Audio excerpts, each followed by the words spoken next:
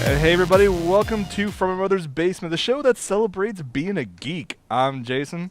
And I am Michael, and I could not hear any of that audio, so it's a good thing I was looking at the screen. How's you to come back to me and I've been like, ding, ding, ding, ding. Oh, hi! Hey, it would have been entertaining as hell if that actually happened. You're just like, you'll be getting even for all the times I crack you up on the intro. This is true. So, Michael, what have you been up to before we get to the long thing of why I have a new background? What have I been up to? Recovery, honestly. That's what most of this has been. I spent the first week drugged out of my gourd. This week recovering. Did some reading lately. So when we get to the what you're watching lately thing, I don't have much to add to that. But I read, let me see, I think they're right here. Yep, they are. Hang on. Graphic novels 1 and 2 of Red Hood and the Outlaws, Sweet. which is way better than I thought it was going to be. I mean, I thought it was going to be good. I didn't think it was going to be this. It's basically stars Red Hood, the Red Hood, for those who don't know, long time ago, Batman and Joker, The Killing Joke, when they killed Robin, the second Robin was Jason Todd. And I just went off screen. No, you're on. No, I'm not. Oh, there I am. Okay. That was Jason Todd, and Joker killed him. Well, it turns out that the Al Ghuls, specifically Talia, had retrieved Jason's body, put him through the Lazarus pit, brought him back to life, and there was a whole big storyline there, and he became Red Hood. Well, now he's not so much a bad guy as a sort of anti-hero, kind of. Mm-hmm. And he teams up with Arsenal and Starfire, of all people. Starfire, really? Oh, man. Well, People, I mean, they play Starfire out to be, and they do it on the cartoon show too, where she's like this total ditz. Mm-hmm. Well, she's all grown up now, so she's hot as hell, literally. But also, she's a way underestimated character. That you find out that when she's actually in her element, get the hell out of her way. She's you get more depth into that, and the attitude of Jason. I love the character. I just fell in love with the character. It's a great series. The graphic novels 1 and 2 are out. Definitely must read. Okay. So that's what I've been up to. Very cool. As for me, if you guys were watching last week, especially near the end of last week's episode, if you're watching live, I was being horribly unprofessional. Yeah, well, I was actually at Michael's place, Michael and Nikki's place, and Michael just had some surgery done, and I completely forgot about that mid-show and started tapping him on the shoulder, right on the stitches. And then on number 3, I almost hit you. Yes, very true. So basically, for my own safety, I got out of the county and moved up to Northern California. So, is that why you went up there? You were escaping my wrath. Yes, basically, very much so. You lie like a rug. Yeah. No, I'm up here to help get some projects rolling for the upcoming Japan Expo USA, the first Impact, the first event taking place. Japan Expo is which we are both working. Yes, Japan Expo is, the world's largest anime convention, which takes place around the same time as Anime Expo, about 4th of July weekend, but all the way in Paris, France. So this is they've expanded out to other conventions throughout Europe, but this is their first attempt to bring a convention stateside. So, and I'm here in the office, so you see it's a little different. Yeah, I do have some color. These behind me are actually the layouts, not to this year's event, but actually to past Japan Expos in France. And of course, I have a shot right here of the poster and whatnot. You can get all the information on japanexpo.org. A poster you designed, I might add. Well, partially designed. Oh, that's not the one you made? I thought that was the one you made. It includes some elements that I added into it. So this was made before I came up. So, but a lot of new projects, new posters, tickets, wristbands, buttons, whatever. There's a bunch of stuff that He's basically their creative graphics guy right now. I'm doing CG work among other stuff, helping out other people. So you're creative graphics. I'm creative media. Together we are unstoppable. And in the past few days since I've been here, I've been working long hours, but everyone has as well. There's a lot of cool stuff that is planned for this year's event, Hmm. and I mean, I was excited before when I wasn't on the crew. Now that I'm on the crew and I know what hasn't been announced yet, it's going to be amazing. They've already announced a slew of great guests, Hmm. especially Sadamoto, who That's is my the fave yeah right there. the mangaka and character designer for the Evangelion series. Yep. One of the founders of Gynax. Hmm. There's a bunch of other people they have coming, but there's still more people that have yet to be announced that will be announced very soon. I think another guest will be announced tomorrow, maybe. I think so. Is it the one I'm babysitting? No, Okay. different. Yes, no. There are other people that Michael will be helping out, but those haven't even been announced yet either. So there's still quite a few announcements to be made in the next like 3.5 Oh weeks. yeah, we're ramping it up. This is not going to be a small. We're coming in with a roar. Yeah, it's going to be an amazing event. I just wanted to mention a few things before we move on with the regular show. Is that if you guys were even considering going, you may have noticed that the pre-sale tickets and the at-con tickets, the prices aren't really all that different. So you may be thinking, you know what, I'm going to skip pre-reg because I've been through LineCon and every other convention in the country in order to just bypass that so I can just have fun. There are several reasons why you should pre-register at Japan Expo if you're planning on going. Number one, absolute speed. We are doing absolutely everything possible to not have LineCon at JX. And here's the thing that's going to actually make that happen. Japan Expo in France has well over 230,000 attendees during their 4 day That's event. actual Yeah, numbers, that's not not turnstile. turnstile. That's actual numbers. Hmm. 230,000 people. Yeah, in comparison, Anime Expo this year announced what 61 six. I forget. Unique? No, so it's 61,000 attendees. I Was think that unique or I was don't that I don't know turnstile? if that was unique or turnstile. In either situation, JX is much much larger. But JX has refined the art. This is very true because they actually have their own registration system, their own hardware, their own software that will actually get you through the door, not in minutes, not in hours, but seconds. That's what they're aiming for. So, and I've seen the tech, I've seen what it can do, and I believe it. This will actually work. So you have that option. Um, you also get early access to like the dealer's hall, a full hour just by pre-registering. You don't need to be a premier ticket holder. You don't need to spend any extra money. If you have a pre-registered ticket, you can get into the dealer's hall an hour early. That's kind of cool. Because of this new registration system, if by chance you lose your ticket, instead of trying to go through the registration system again and pulling up emails and barcodes and everything, you go to a printer. You show your ID, and in seconds, here's your badge. That's it. Something that I would like to see a lot of other cons adapt Yes, very much so. or adopt rather, because their system is very efficient. Mm-hmm. And it's going to be an amazing event. I've already seen what's going on. Michael's seen a lot of it as well. It's going to be a fun event. It's taking place August 23rd through the 25th in the Santa Clara Convention Center. You guys need to check this out. If you guys can't And make there's it roller coasters right across yeah, the street. across the street is Great America, which is a big theme park up here that I went to when I was like 7. So I maybe need to take a day and go check it out again. Dude, we both need to because I've never been there. Here's another thing you guys want to go to Japan Expo real quick. It was just on the side, as I found out. Parking at the convention center is free.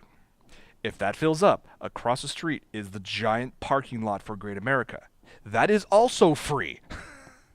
So, unlike going to other conventions where you had to spend $20 a day just to park, you can use that money for buying a plushie or getting food or something like that. Or So, that missing issue of manga, or yeah. those pens for your project. So there's That's one of the big things they were working on. Was Yeah. they wanted it to be free parking. I remember. It's going to be interesting. There's going to be some new things that are going to happen at Japan Expo that you guys have not seen before at any other U.S. anime convention. So it might be Food money, good idea, Prinny. Very good idea. Yes. If you guys have been to a lot of other conventions and you want to see some changes, come to Japan Expo. And I'm quite sure that after this year, several other cons will probably try to imitate, if not directly Probably. I duplicate. mean, the thing is, we're hybrid. What they're doing is they're hybridizing, and since we're on the topic, they're basically hybridizing the way American cons work and the way they do the cons in France, and they're bringing over a lot of the French things that they've learned from and dealing with their stuff, and blending the two. And there's some really good stuff that's coming over from it. Some of it may work, some of it may not. A lot of it will. Yes, a lot of it positive, a lot of it will. But, there may be some rough stuff. But it's a first-year event. And for a first-year event, I have not seen a first-year event that has done this much for prep. The last thing I saw that was even close to it for a first-year event was, and they ended up going way overboard, was PMX when it first started. When it first started, yeah, they went all out and then had to scale back drastically. They tried to do a full scale at the time Anime Expo with a first year event, without the reputation to back it. One last thing about JX pre-registered tickets before we leave, before we move on, because I just remembered this. This episode's sponsored by JX. Well, it is. I'm in the Japan Expo office. I mean, what do you expect? Okay, go ahead. That because of the fact that if you pre-register, you can get into the dealer's hall 1 hour earlier than everyone else. If you want to get a ticket, coupon, as they're going to call it, for autographs, those are first come, first served. If you buy your ticket at con, okay, fine, you're not going to save any money that way, but you're going to get into the dealer's hall an hour later, and there's already going to be a line of people who have already been there getting their coupons get their spot in line for autographs, and they have some amazing guests coming this year. So you guys want to pre-register, head over to japan-expo.org, O-R-G, and get all the information there. And I'm sure over the next few weeks we'll be talking more about it on this show as well as on Anna Break. So we're right in that home stretch. We're we're like 3 weeks out. So yeah, we are. It's gonna be awesome. Yes. I got my PTO approved. I'm gonna be there. Awesome. All right. Well, let's get to the news. And one last thing. What's up? Because I know it's going to come up. Are we going to do a show while we're up there? That hasn't been determined yet. We're going to try. I'm actually thinking of talking with the bosses and seeing if maybe we can sneak a couple surprise visits. But as we get closer, we'll let you know. Yes. It may be the first, hopefully, of many cons we actually do a broadcast from. We'll see. It'll be great. We're going to try. All right, let's get to the news of the non-expo stuff. Yeah, the non-expo stuff. Normally I would say the news of the week, but let's start off with the news of the day. What happened earlier today. I'm just going to play a video. It was a special played on BBC One that was aired all over the world. It was streamed live on BBC America. Please welcome the 12th Doctor, a hero for a whole new generation. It's Peter Capaldi!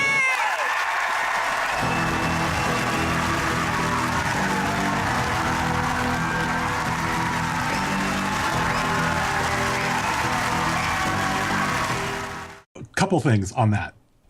One, cool. He's actually a really good actor. Yeah, people have already pointed out that he was already in an episode. He was in the Pompeii episode. Yes, he was. But that aside, but so was Karen Gillian. So there was a big thing going for, a lot of people were taking bets on who it was. Among the list was Rupert Grint.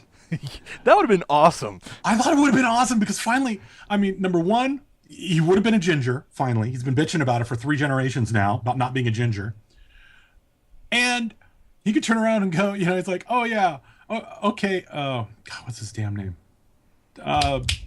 Who played Harry Potter? Radcliffe. He could be like, okay, Radcliffe, I see your wand and raise you a sonic screwdriver. That would have been epic. For those of you who don't know, Rupert Grint is the guy who played Ron Weasley in the Harry Potter films. So Rupert Grint would have been awesome in my opinion. But this is also an instance where you can tell, and it's going to sound more elitist than I mean it. Okay, so bear with me on this.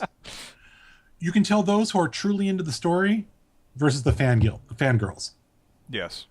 Those who are hardcore into the story, into the character, are going to be like, "Oh, hey, he's actually a really good actor. I'd like to see what he brings to the role." The fangirls are like, "But he's not cute." So, okay. And your point is, Yeah, many of the past Doctors weren't considered cute. it took like 6 iterations to half the get. season for Matt Smith to grow on me. I could not get past that Cro-Magnon forehead of his for the longest time. So like, oh great, the Doctor's a caveman now. What? Yes. But he grew on me. It, Now, like you said, Michael, like he did have a role in the Fires of Pompeii episode of Doctor Who recently. He was also in the Torchwood Children of Earth series, so he has a Doctor Who tie-in there. Most recently, he was actually in World War Z, funnily enough, as the WHO doctor for the World Health Organization. So he was a Who doctor. But Nice. to give an idea of what he's done, he played a character called Malcolm Tucker in a series called The Thick of It, which actually had a sequel called In the Loop. Many people in the States may not have heard of it, but that character wasn't really much of a sci-fi fan, so we're going to play just a clip of that. Warning, there is a good amount of swearing in this, but it's actually absolutely hilarious, so enjoy.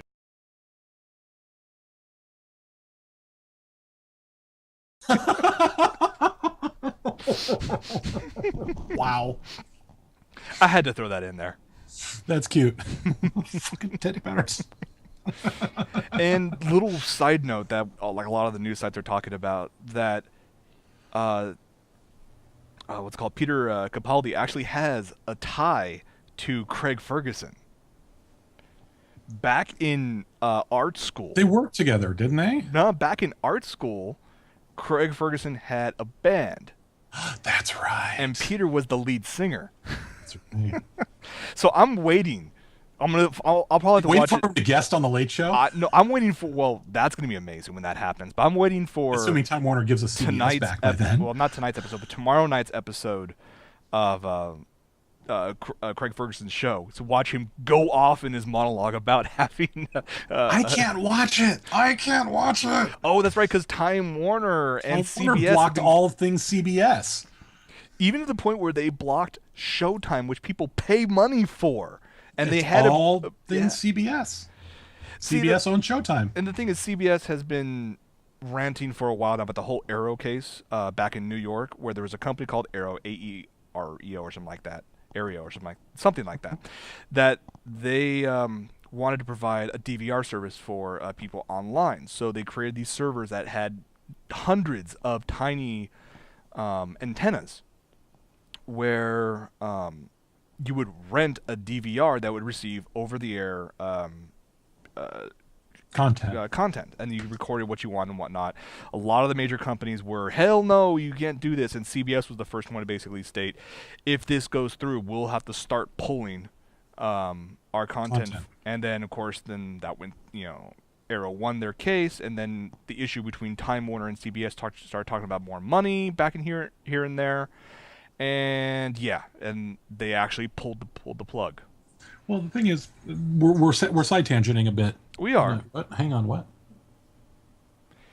Tibble in the chat goes, I wonder how long it'll take for the Brony fandom to ponyfy Peter. I think it's already been done.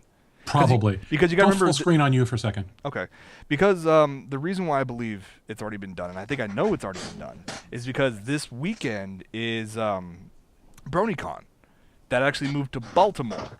And, which is funny because it started off in New York. And I gotta say, on a sign about BronyCon, Everfree Radio, the Everfree Network, decided to do a live stream for their Ponypalooza, all the live bands and whatnot. Whoever's the tech guy behind it, doing all like the calling of the shots, the set design, the audio run, everything, absolutely has no frapping idea what they're doing. And I found out why. Because the people who are doing it said they would do it for free. So you get what you pay for. That's not fair, because I was doing that shit for free, and I was told I was But pretty you damn good cared at it. about it. But the thing is, the difference is they may have cared about it when they're doing stuff. They don't have the technical know-how to do exactly what you can do. So... That's true. Case in point, the main Megumi Nakajima concert AX, the Mikonopolis concert. I mean, the number of things you have done. That's true. So, and on a side note for BronyCon, because we're going off on tangents, there was something announced there that makes me happy and also pisses me off. I just got into one card game. I don't need to get into another. Let the games Better begin. you than me. My Little Pony has a collectible card game coming out in November 2013, and the people who are going to Gen Con in 2 weeks is actually going to be able to play the starter decks and whatnot. So I was like, damn it. I just got handed something, Jason. What'd you We're get? tangent hopping again, but that's okay. It's what we do. Uh-huh. That I have to share with you. Which That is... you're going to want. What is it? Oh, son of a bitch. I want... That's right. It's the baby cover for the Angela issue of Guardians of the Galaxy. Oh, that's awesome. And another comic to recommend that is incredibly funny, and you're going to laugh when you find out who's in on it. What's up? Oh, you got Anthony Bourdain's Get Jiro. I've read that. That's actually a really good series. Yeah, it's really good. And I was shocked when I heard it was Anthony Bourdain. Yep. I was like, what? No way. Mm-hmm. Wow. Can't wait to read it. Anyway, back to the Doctor. All right. Yeah, so we have a new Doctor. We'll Yay! be fully introduced to the character or the new version of the Doctor during the Christmas episode later on this year. We still now have... that he's the 12th? What are they going to do with it? I mean, I know I have an answer. I know Moffat's already given himself an out. Oh, yeah. But I want to know, are they gonna formally kill the series? Are they going to let the daughter that's floating out in space take over? No. What's going to happen when this guy leaves? Because eventually he will leave. Well, if you take to the consideration the fact, mild spoiler, if you guys haven't, yeah, I'll give a mild spoiler. At the end of the current season of Doctor Who, the Doctor, it was I think it was like the Doctor's name is the name of the episode, where the Doctor goes to his graveyard, his gravesite, and he meets a certain person there, and it's played by actor John Hurt, and the episode ends with John Hurt as the Doctor. Because they go back and forth talking about, between John Hurt and Matt Smith, this does not give anything away in terms of what happened during the season. This is for something that happened in the future. So for those of you who are worried, oh my God, spoilers, no. This is for something that's going to happen during the 50th anniversary movie that's going to go on very soon. Yeah, I need to get Even caught up. though the Time Lord, the Doctor, uses the Doctor, he wasn't always the Doctor. There was a time where he got really dark during the Time Wars. He didn't. Well, he was still the Doctor then. The Doctor is the didn't- moniker he chose himself. He Just didn't. like the Master took the moniker of the Master. Right, but there was a time when one of his regeneration phases where he didn't take the name of the Doctor and went all hell rage. And that's what the John Hurt character is going to be. You're going to meet him during the 50th anniversary movie, plus David Tennant's Doctor is going to show up as well. Yeah, I know Tennant's going to show up, and I heard rumor that a couple others might, but... Yeah, John Hurt as a Doctor. Yeah, no, I could see that, but he'd have to be a future Doctor because all the other Doctors are accounted for. It may be a technically future edition of the Doctor, but... Yeah. Well, see, and that's the thing is, one of the big arguments... Geek mode, go! Wibbly wobbly timey One of the big things is, Time Lords only get 12 regenerations. Or a total of 12 instances, basically 12 lives instead of 9 lives. And this Capaldi will be the 12th iteration. So technically, this is supposed to be the last life for the Doctor. Not going to happen. Now, do you have the spoiler slate? You might want to throw this up for those who haven't seen it yet. Do I have I don't have a spoiler slate, but talk anyways. I'll put it in post. You'll put it in post. Okay, spoilers. For those who don't want to know this, look away now. Back in the Let's Kill Hitler episode, when you find out, when a lot of stuff gets revealed, there's River, who at that point is still Melody. River becomes River in that time. That's when she actually shaped from her original Melody form to the current River Song appearance. She's being Time Lord herself due to her being conceived in the TARDIS and all this other fun wiki weird stuff. She sacrificed her regenerations to save the Doctor. So in theory, she was either on iteration number 2 or iteration number 3 when she hit River Song Stage. There's a whole at least 9, maybe more, lives there that she sacrificed to save him. So he may have another 9 iterations This is if true. they choose to use that as their way out. They have an option. They have several options. I mean, it's Stephen Moffat. You know he's gonna have Oh, something up his Moffat loves to write himself into corners and then right out of them. and then write and find the weirdest ways out of them that work. That's the part that scares me. This is true. But I want to see how he wrapped up the Clara thing because I still haven't watched all those episodes yet. I'm not going to say anything about Claire. You need to watch. So, all right. Well, let's talk about augmented reality. We've talked about before Yes. with ARGs, or which are, anyways, you have the ARG games. You have augmented reality recently and solidified in terms of like Google Glass. But then there's another way, and this new piece of tech is quite interesting. Michael, why don't you talk about it? Which new tech? You talking about the number 17? Mm-hmm. Basically, what they've started, they've created the technology for, but they haven't got all of it yet, is augmented vision using LED contacts.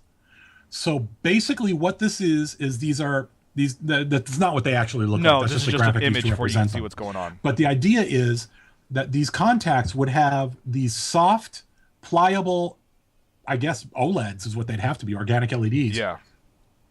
On them that put the image effectively directly onto your eye and into your retina. And you could get resolutions that could be just on the fringe or full eye cover. You name it, it can do it. Yep. The technology's there. They've done experimentations with it, but they haven't got they can't do full color yet because they only have the red And blue. Is it the red and the green? Red and the blue. They haven't made Red and green the blue. yet. They only have the red and the blues in this form to do. They haven't developed the blues yet. They're working on them. Once they get the reds and the blues, you've effectively, congratulations, you've got a monitor. Mm-hmm. How small can they make them? How are they going to be powered? And I think I have the answer to that. Well, the body generates a magnetic field. Yep. You generate a magnetic field every time you blink. Easy Blinking way to charges them up. So the possibilities are there. So I think it's really cool. And it's really scary at the same time. give it time. I mean, it's such an early set of that. Give it How long till Google jumps on that shit? You know they will. Give it 10 years before they have a working prototype. 10? You think it'll be 10? I'm thinking closer to 5. Because they're gonna have the blues within 2 years. Military's gonna jump all over it. Yeah, you know they are. That's true. Okay, well, just imagine playing games on something like this, and you just kick back on in a chair and just blink Play your Twisted eyes. Metal while driving. Good idea. I like that. Either that or I really like Carmageddon. that. If you want to go old school. Carmageddon. But would you imagine playing games like that? That would be amazing. It would be awesome. But speaking of games, there's a game that Michael and I have recently played, and we've absolutely loved it. Oh and my we've been God, did I waiting love for that the game. freaking DLC for a while now. Oh, and we got to review that DLC when it hits. Yes, we do. Of course, we're talking about BioShock Infinite. Now, Yes. they've been promoting the fact that if you buy a season pass for $20, you will get all the DLC that's ever going to come out for BioShock Infinite. And there's already going to be a bunch planned. There's already Clash in the Clouds, which is a DLC pack that's focused on combat. A bunch of increasingly difficult missions for you to... Well, there's supposedly a multiplayer in there too, I Yes. think. But also, there's going to be a two-part, very large DLC bit called Burial at Sea. And I'm just Yes. going to play the video. You gonna play the promo? Yeah, and then we'll talk about it afterwards.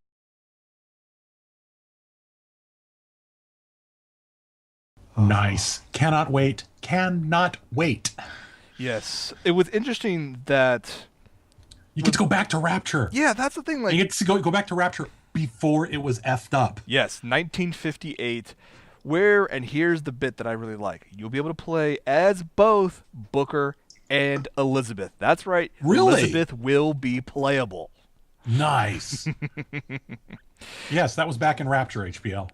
Now, if you guys have not picked up a season pass, you guys want to, because it's $20.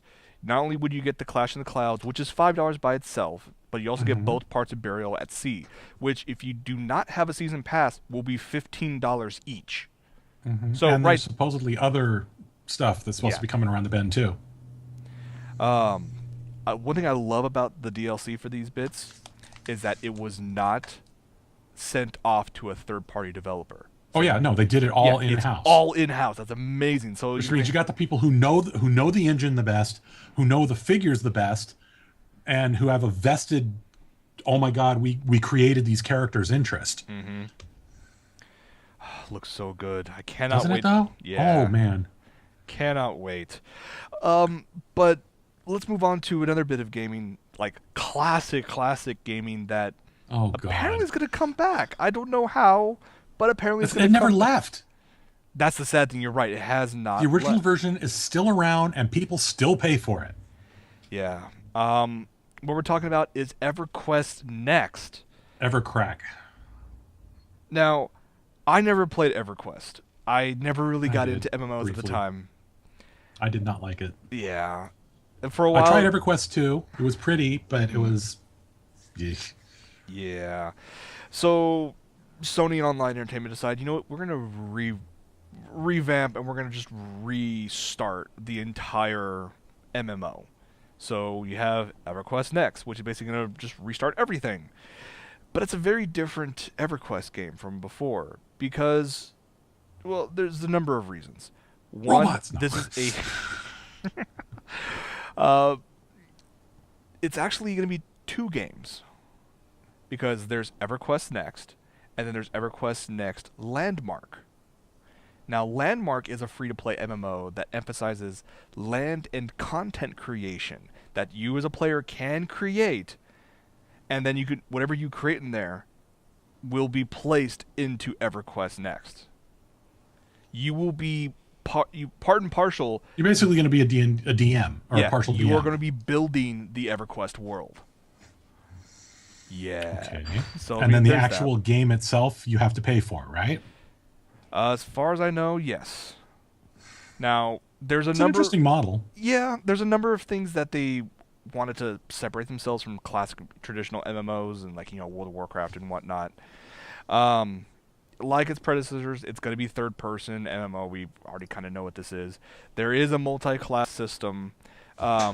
In theory, absolutely every single thing in the world can be destroyed, whether it's a building, person, blade of grass, a rock, anything like that will in theory be destructible.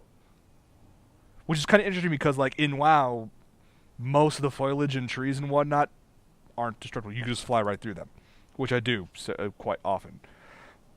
Excuse me. So they're going to destroy a fully destructible environment. We have a bit here, which is actually to talk about the destructibility of the world that's going to happen. Also plays into combat, if it wants to play. I mean, it looks pretty. So you have 2 characters playing. It'll be an MMO. Looks like Pandaria. It kind of does, yeah. Looks like Crosserang Wilds.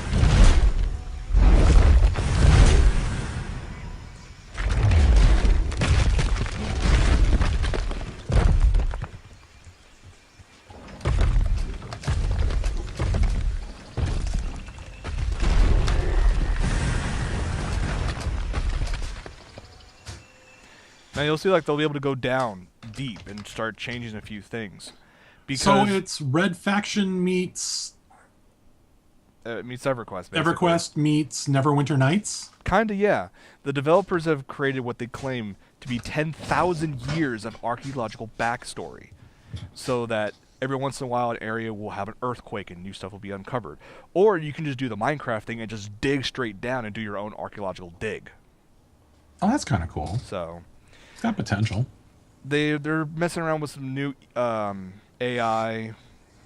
The graphics are nice. I look at it going, do I want to give it a shot? I mean, both EverQuest. Oh, what HPL said in the chat. We gave the Yes. players a fully destructible environment. We shot ourselves in the foot because within a week there was no point in releasing the Cataclysm expansion. Well played. But yeah, these are going to come out, what's called Landmark will come out before EverQuest next, but it's on its way out.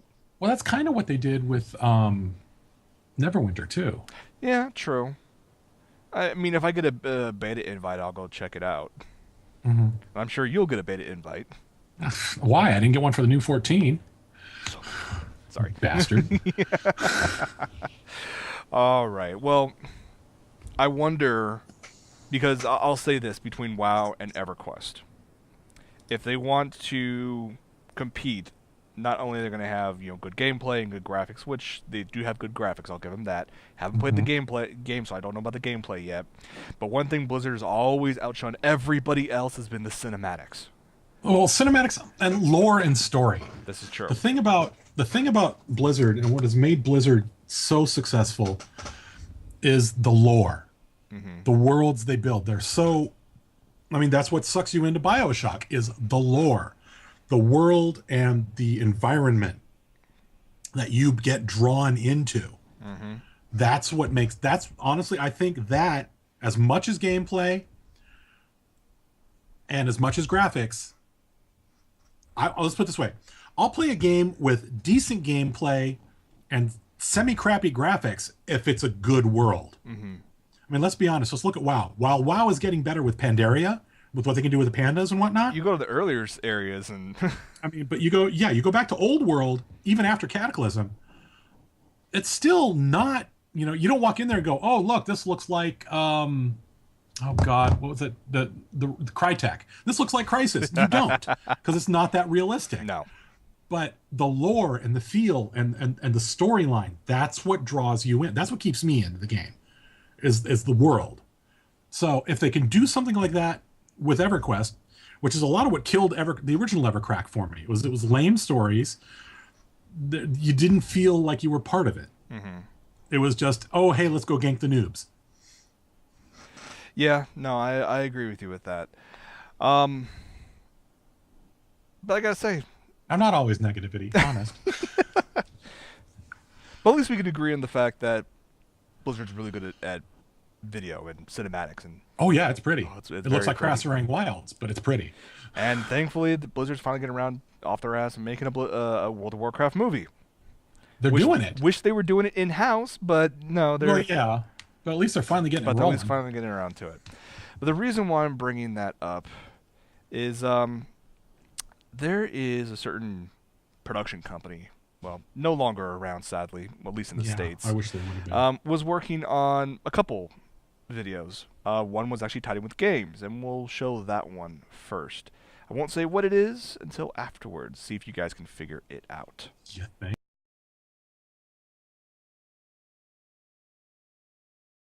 That's right. They were going to make a Legend of Zelda CG movie. That's two potentially really cool titles that didn't get made because of the crap-tastic story that was Astro Boy. Yeah. Astro Boy is what killed IMAGI. There was another one they were working on that was really cool too. Why don't we roll it? Yes. That I wish somebody would buy the rights and the assets for, because this needs to be made.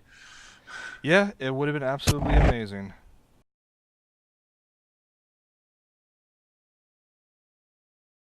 They were so freaking close. They were in production. The stock work, the artwork was on the walls of IMAGI Studios when they were liquidated. They were almost done. Yep. Oh, God. See, they started off with they started off with wanted that TMNT. so bad. They had Ninja Turtles, which did okay, I guess. I like their Ninja Turtles. Their Ninja Turtles movie was actually pretty good. Okay. And then Did you see it? I only saw parts of it. I haven't seen the whole movie yet. I mean, anything that starts out with Donnie doing tech support as how they're making income. Yeah, true. Very true. But yeah, I look at this and I'm going, okay, you did TMNT. Why, oh why, did you decide to follow that up, not with Legend of Zelda, which could have been whatever, not Gatchaman, but Astro Boy? Post Astro Boy. Why did they do Astro Boy? Well, and the thing is, they sank so much hype into Astro Boy. Mm-hmm. And it was... They had a budget of $65 million, and they just tanked. Yeah, no, it's really sad because there were some very talented people at IMAGI. Yeah. I wish they would have. I mean, and so instead of that kick-ass Gatchaman or that potentially kick-ass Zelda, we get this season's anime Gatchaman, which I have no idea what to think of that, What honestly. if Pinkie Pie became a Gatchaman? Come on, you can't deny it. It's cute. It's amusing. But oh man, I would have much preferred the CG one. Thank you. Got the flying phoenix for crying out loud. This is true. But also, there is a live action Gatchaman movie that is coming out. Yes, I am looking forward to that. I hear that hopefully will be awesome. So we do have that at least. So, all right. Well, few things we want to talk about before we wrap this up. Mm-hmm. Recently we've been talking about cool stuff to back and cool stuff to buy. Well, not only we talked about BronyCon happening this weekend, but also another convention, QuakeCon, is happening. Mm-hmm. And to help celebrate that, if you guys haven't spent already a crap load of money during the Steam Summer Sale, you want to head over to Steam again to spend more money. They're celebrating QuakeCon by putting over 45 games on sale. And of course, it's all, most of the stuff you would expect to happen tied with QuakeCon. So the Doom series, the Fallout series, Elder Scrolls, obviously Quake. A few others are actually on sale everywhere from 25 to 75% off. Oh, it gets better. Oh? The QuakeCon bundle, which includes all 45 of these eligible id and Bethesda catalogs, $90. For all 45 games. $2 a game. That's a better deal than I got when I bought the Star Wars set. When I got like 30 games for, I think it was like $60. Mm-hmm. That's nuts. That it is. That is awesome. You guys want to go spend more money? Go check it out. I'm sure we'll have plenty of other things besides Japan Expo related stuff for you guys to go buy in the next few weeks. So... All right. Call of Cthulhu, Dark Corners of the Earth, Commander Keen, Dishonored expansions. He's going through the list. Doom 3, Doom 2, Fallout 3, Fallout Vegas, Final Doom, Heretic, Hexen. Doomapalooza. It is. It's Doomapalooza. Doom and Quakeapalooza. Rage. Yeah. Skyrim.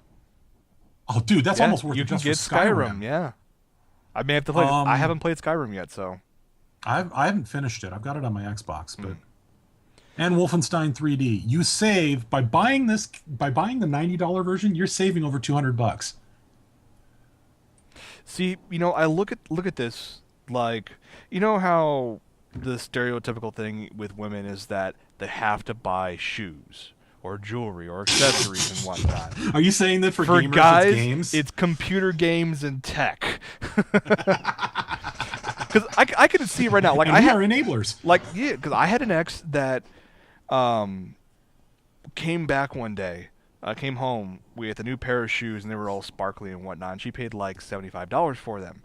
And then she said the phrase of, "I got them when they were 60% off. I saved so much money." You also spent $75. This is the exact same thing. You're going to spend $90, but overall you're going to save $200. But you're still spending $90. America. Cosplayers have that shoes problem too. That's true. I can see that. All right, before we get to what we're watching, Michael, you found something on the internet. that we could I actually found a show lot of on things the internet. on Which the one are you air. referring to? Oh, that. Yeah. Yes, you get to. I found what happens when Jabberwockies meets Tron. Thanks to George at Hypno. I know we mentioned them a lot, but a lot of cool stuff. George at Hypno Comics posted a link to this dance thing that happened. I don't know where it happened. Haven't done the research yet, but this is pretty badass, and we had to put it on the show and we're going to show it in its entirety because it's awesome. Just play it, Jason. All right.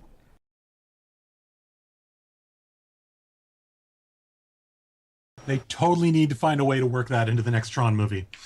That would be amazing. I could That definitely would be see that. epic. I mean, I saw that. I was just like, the first thing that popped in my head was like, Jason, you got to see this. Gotcha. All right, as we wrap each episode up, as always, Michael, what have you been watching or reading in this case? Well, I haven't been watching a lot. However, they did. Electronic Arts. Krusty Land has hit Tapped Out. Yeah, I saw that. Have you started yours yet? No. I've got mine. I still haven't bought donuts, and I'm not gonna buy donuts. But I started rebuilding Krusty Land in Simpsons Tapped Out. So beyond that, I haven't been watching a lot. Like I said, I've been doing a lot of recovery this week. So been catching up on comics. That's pretty much it for me. Oh, okay.